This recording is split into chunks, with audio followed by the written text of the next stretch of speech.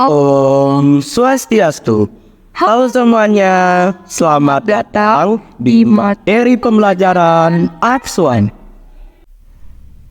Nah Sobat Sion, kali ini kami akan menjelaskan materi mengenai Dharma Sastra sebagai sumber hukum Hindu.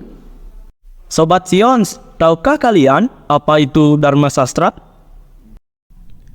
Jadi, Dharma Sastra adalah sastra yang menguraikan tentang hukum dharma dalam kehidupan manusia. Dharma Sastra isinya menguraikan tentang sumber-sumber hukum duniawi untuk mengatur ketertiban manusia sesuai dengan nilai-nilai dalam Dharma Sastra sebagai sumber hukum Hindu. Dharma Sastra bertujuan untuk menyejahterakan masyarakatnya dan memberikan keadilan dalam kehidupan. Nah, pembagian Dharma Sastra menurut kitab Sangkali kita dibagi menjadi 4 bagian. 1. Dharma Sastranya Manu untuk zaman Kertayuga. 2. Dharma Sastraya Gautama untuk zaman Tretayuga. 3. Dharma Sastraya Sangkali kita untuk zaman Dwaparayuga. 4. Dharma Sastraya Parasara untuk zaman Kaliyuga. 1. Dharma Sastranya Manu untuk zaman Kertayuga. Pada Kertayuga tidak ada manusia yang berbuat adharma, walaupun hanya dalam pikiran. Masa Kertayuga ditandai oleh cara kehidupan secara khusus, yaitu tapa atau pengekangan diri, yoga, semedi.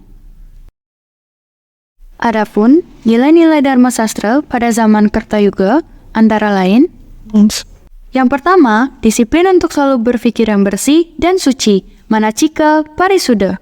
Yang kedua, disiplin untuk selalu berpikir yang baik, sopan, dan benar, wacika parisuda. Dan yang ketiga, disiplin untuk selalu berbuat yang jujur, baik, dan benar, kaika parisuda. 2. Dharma Sastranya Gautama untuk zaman Treta Yuga. Pada Treta Yuga, pikiran manusia pada zaman ini mulai dipengaruhi oleh sifat yang kurang baik. Masa Treta Yuga ditandai oleh corak kehidupan secara khusus, yaitu jnana atau ilmu pengetahuan.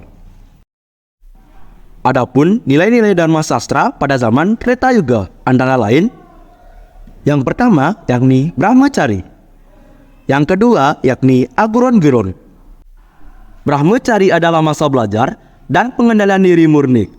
Salah satu contoh penerapannya yaitu disiplin mengikuti arahan guru dan orang tua. Aguron-Guron merupakan ajaran tentang kualitas proses hubungan guru dan murid.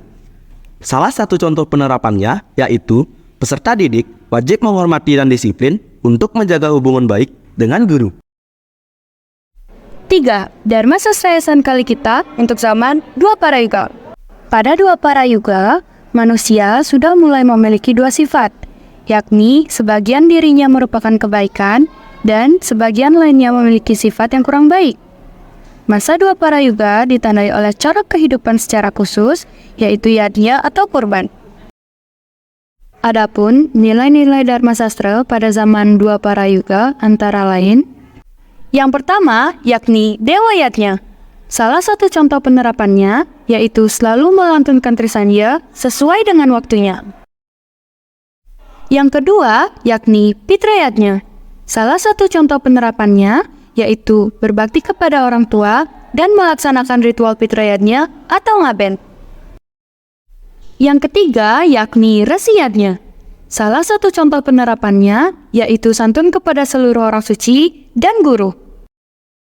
Yang keempat yakni Manusyayatnya. Salah satu contoh penerapannya yaitu upacara dari dalam kandungan sampai dengan pawiwahan atau perkawinan. Yang kelima yakni Bhutayatnya. Salah satu contoh penerapannya yaitu semua ritual tentang pembersihan alam dan merawat alam. 4. Dharma Sastranya Parasara untuk zaman Kaliyuga.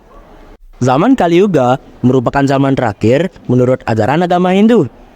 Jika ditinjau dari segi arti katanya, Kaliyuga merupakan kebalikan dari zaman Satya Yuga. Masa Kaliyuga ditandai oleh corak kehidupan secara khusus, yaitu dana.